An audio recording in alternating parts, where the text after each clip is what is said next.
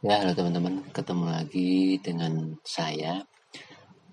Saya akan share untuk sekarang ya. Jadi basic atau tool basic untuk Corel Draw yang wajib diketahui teman-teman supaya nanti bisa membuat desain.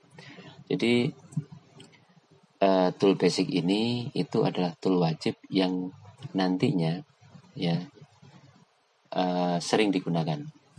Jadi saya nggak bahas semuanya, karena kalau dibahas semuanya ini akan sangat banyak dan sebenarnya tidak efektif, karena yang kita butuhkan itu hanya beberapa tool saja.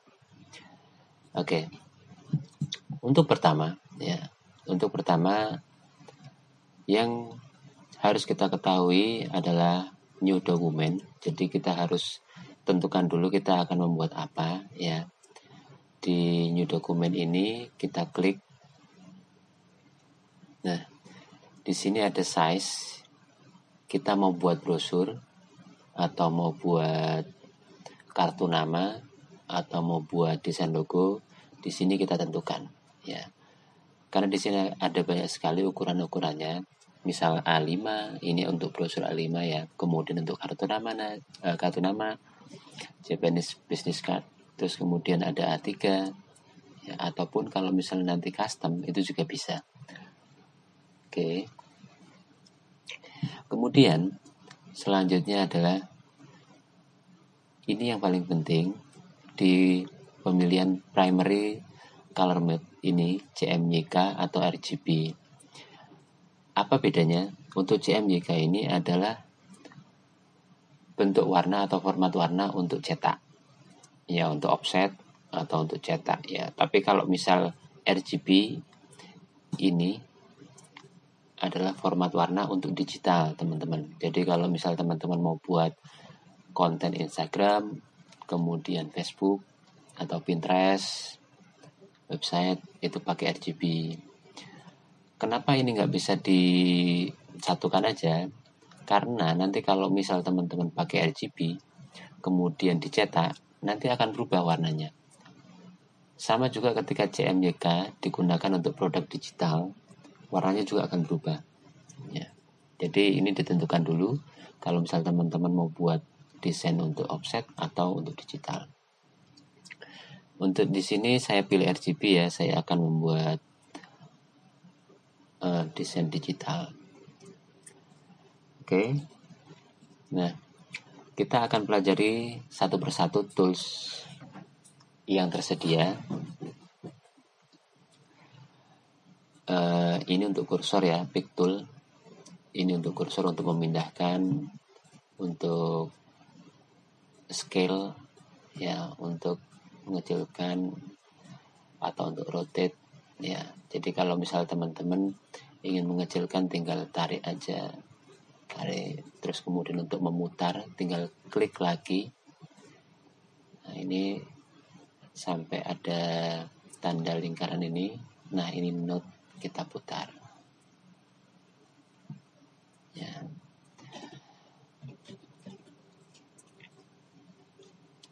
Kemudian teman-teman, untuk yang selanjutnya adalah shape tool ya. Shape tool ini gunanya untuk apa? Shape tool ini gunanya untuk merubah shape ya. Misal ini kotak, kita bisa rubah seperti ini. Atau bisa juga kalau misal kita membuat persegi yang seperti ini kan lurus. Shape tool gunanya untuk membengkongkan atau melengkungkan, itu juga bisa. Caranya dengan convert to curve. Nah, mana garis yang akan kita buat lengkung, kita klik. Kemudian kita klik convert to curve ya. Nah, kita tarik aja, ini bisa lengkung teman-teman. Yaitu gunanya untuk shape tool. Kemudian kalau untuk tools yang lain ya, yang di bawah ini jarang saya gunakan ya. Ini tools yang urgent atau yang penting. Oke. Kemudian untuk knife Ya, ini knife ini untuk memotong. Misal teman-teman memotong di sini, itu juga bisa. Nah, jadi ini udah terpotong ya teman-teman. Ini untuk knife. Oke, kita lanjut.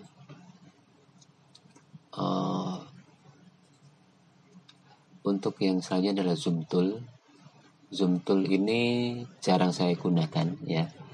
Biasanya kalau misal teman-teman mau pakai zoom itu hanya tinggal pakai mouse ya. Jadi kursor itu yang bagian tengah itu kita putar aja. Nah, seperti ini. Ini sudah zoom in, zoom out ya. Oke. Selanjutnya teman-teman, ini adalah freehand tool. Nah, di sini banyak sekali. Ini banyak tools penting untuk membuat sebuah objek. Ya, pertama, kita pelajari satu-satu. Ya, ini untuk freehand. Untuk freehand ini gunanya membuat objek yang bentuknya bebas. Ya, misal kita mau buat awan atau gelombang air ya, itu pakai free tool itu lebih enak daripada kita membuat pakai Bezier atau tools yang lain. Nah, ini pakai freehand. Ini lebih enak teman-teman karena lebih cepat. Itu.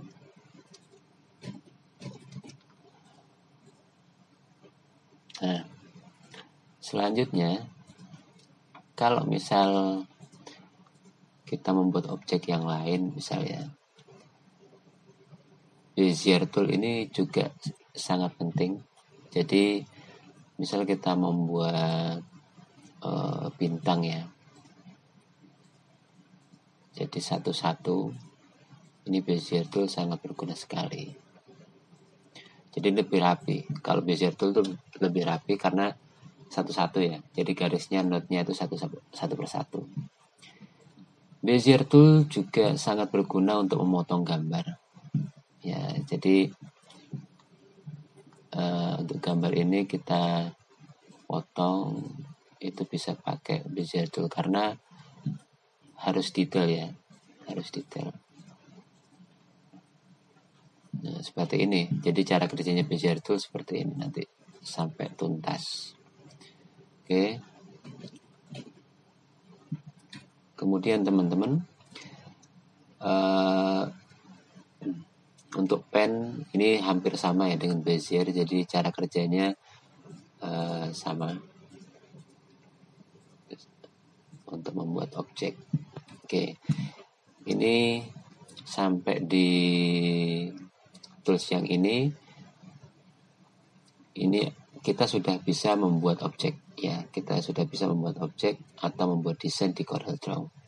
Kemudian ada tools yang bawahnya lagi, yaitu Artistic Media Tool.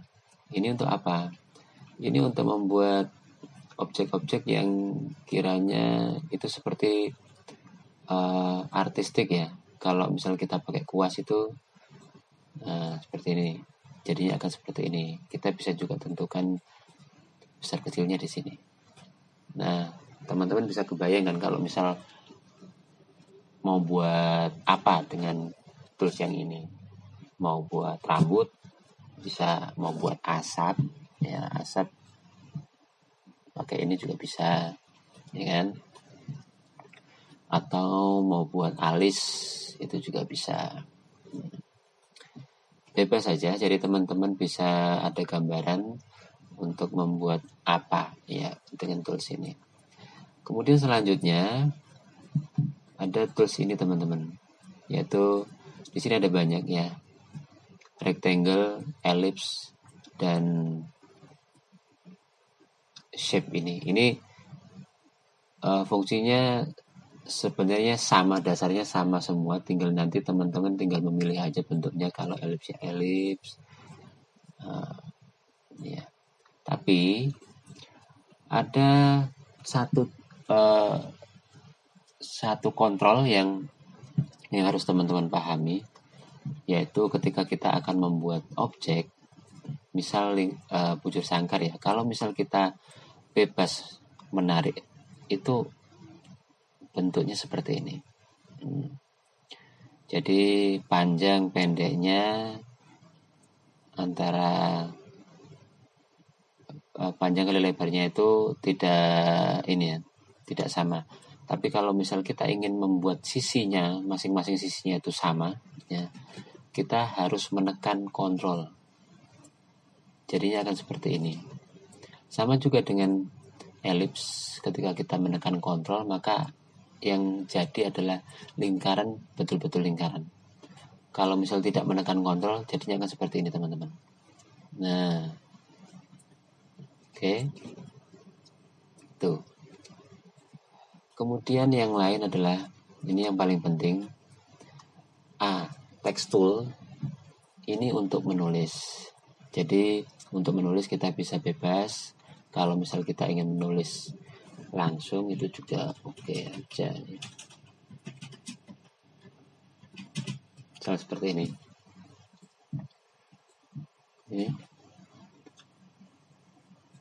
Ini untuk menulis bebas ya. Kemudian untuk fontnya bisa diatur di sini, misal seperti ini, seperti ini. Ini bisa dipilih di sini font-fontnya. Besar kecilnya juga diatur di sini. Ya, ini untuk yang font bebas. Ada lagi kalau misal kita ingin membuat paragraf, maka caranya adalah dengan menarik seperti ini. Nah, ini nanti akan jadi paragraf. Gunanya untuk apa? Jadi teman-teman kalau misal mau menulis seperti di brosur atau kurikulum vitae, kartu nama, itu cocok sekali. Harus pakai paragraf seperti ini. Karena apa? Nanti akan rapi. Ya, akan rapi. Sama aja sebenarnya. Nah, oke. Sampai di sini sudah banyak tools. Ini teman-teman sudah mampu membuat desain kartu nama, kemudian brosur juga bisa ya. Oke teman-teman, ini nanti dulu akan kita jelaskan di sesi yang berikutnya. Kemudian yang ini juga penting sekali untuk desain.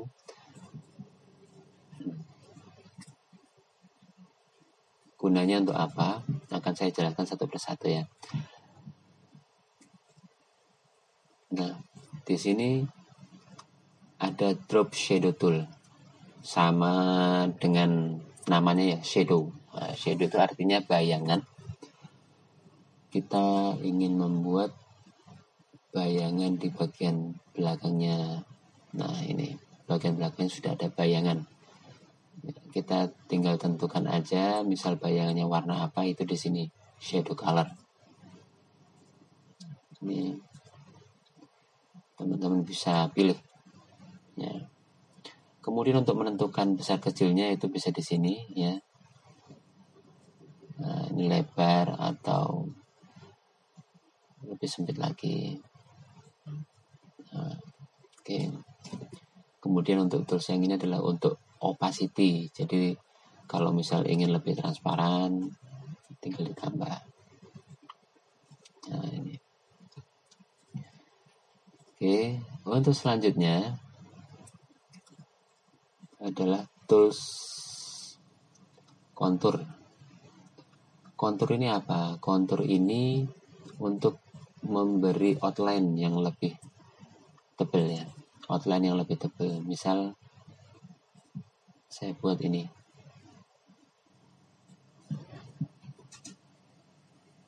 Nah, ini outline gunanya untuk apa? Ya, teman-teman kalau misal mau buat headline agar lebih terlihat, itu bisa pakai kontur. Kalau misal pakai outline yang ini, itu agak sulit karena nanti kalau misal terlalu besar, itu pixelnya juga berubah ya. Nah, kalau saya lebih suka pakai kontur. Sama, jadi kalau misal ingin merubah warnanya juga di sini. Oke. Untuk selanjutnya itu adalah blend. Nah, ini blend ini untuk apa? Blend ini gunanya ya, saya kasih contoh seperti ini. Ini ada 2 lingkaran.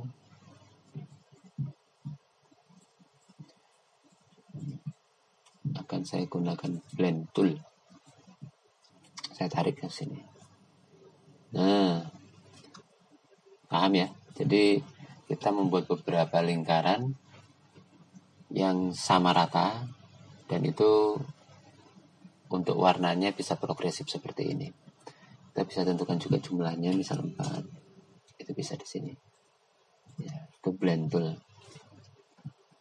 Kemudian untuk yang lain,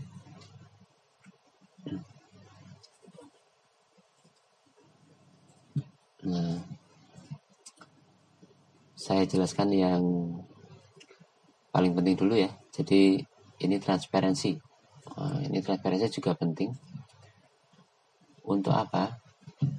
Jadi kita kalau mau buat seperti ini misalnya. Oke. Transparansi ini tuh di sini. Kita tarik aja. Nah, teman-teman bisa tahu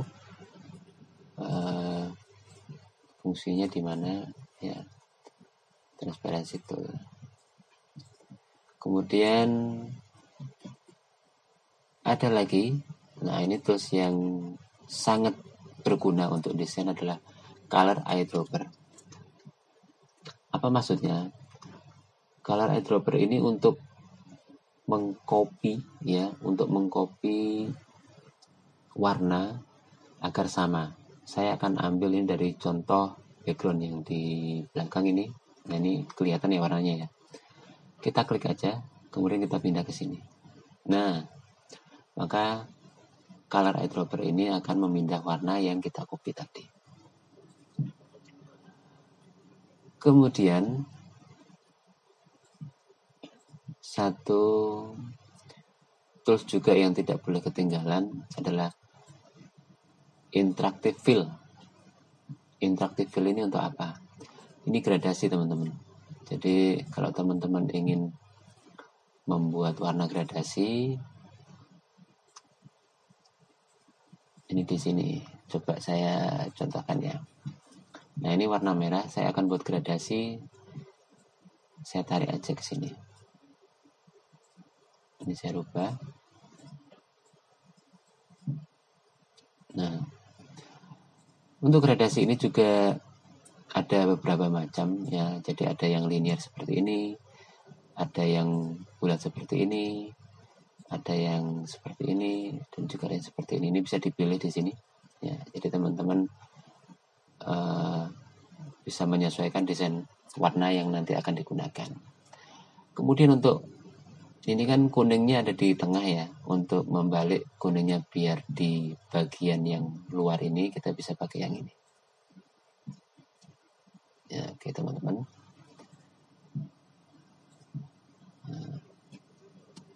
Oke, sampai sini kita udah paham ya. Jadi ada beberapa tool yang sangat penting untuk desain. Sebenarnya tools-tools yang lain juga banyak, tapi saya jelaskan yang sampai sini kita udah bisa. Jadi mau bikin logo, mau bikin brosur itu bisa. Ya. Nah, ketika kita sudah membuat desain, paling penting lagi ya kita harus menyimpannya ya. Kita menyimpan nanti seperti ini.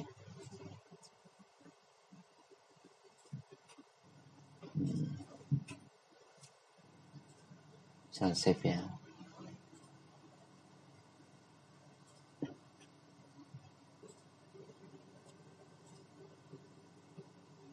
Nah, di sini ada versi-versi Corel mulai dari versi 11, 12 ya. Jadi teman-teman bisa tentukan aja nanti mau disimpan di versi yang mana. Di versi yang terbaru juga boleh. Ya. Oke.